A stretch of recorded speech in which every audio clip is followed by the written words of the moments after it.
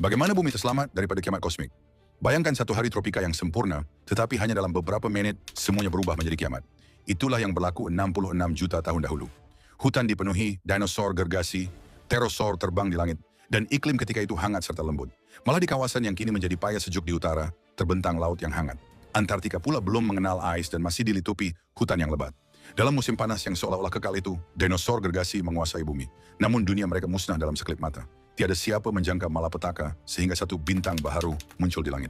Dalam sains peristiwa ini dikenali sebagai kepupusan kapur Paleogen, Cretaceous Paleogene Extinction. Beberapa minggu sebelum kiamat, satu titik kecil yang tidak bergerak muncul di langit malam. Hari demi hari ia semakin terang, akhirnya mengatasi cahaya Zuhrah dan Mustari. Sehari sebelum hentaman, batu angkasa berdiameter kira-kira 10 km, itu sudah kelihatan sebagai cakra terang yang masih bersinar walaupun pada waktu siang. Pada saat-saat terakhir, asteroid itu memasuki atmosfera dengan kelajuan yang dahsyat. Udara di hadapannya termampat sehingga mencapai suhu standing permukaan matahari.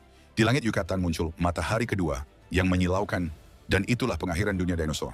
Selama bertahun-tahun, saintis menyangka hanya sebahagian kecil spesies yang pupus. Kini kita tahu bahwa sekitar 75% daripada seluruh biosfer bumi lenyap. Hentamannya begitu kuat sehingga di daratan hampir tiada haiwan yang lebih berat daripada kira-kira 25 kg yang mampu bertahan. Bumi berubah menjadi dunia yang hanya dihuni makhluk kecil selama berjuta-juta tahun. Namun tidak semua saksi zaman itu lenyap. Dinosaur kecil berbulu berjaya menyesuaikan diri dan akhirnya berevolusi menjadi burung modern. Ini bermakna burung merpati yang Anda lihat di bandar sebenarnya ialah keturunan langsung dinosaur.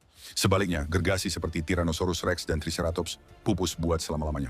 Bagaimana manusia menemui kebenarannya? Perjalanan untuk memahami misteri ini sangat panjang.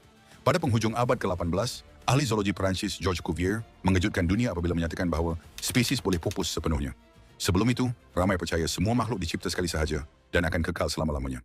Cuvier mencadangkan bahwa bumi pernah mengalami beberapa bencana global.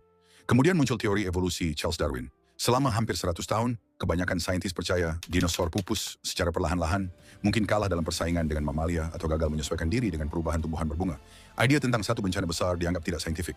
Segalanya berubah pada tahun 1970-an karena satu logam yang sangat jarang ditemui, iridium.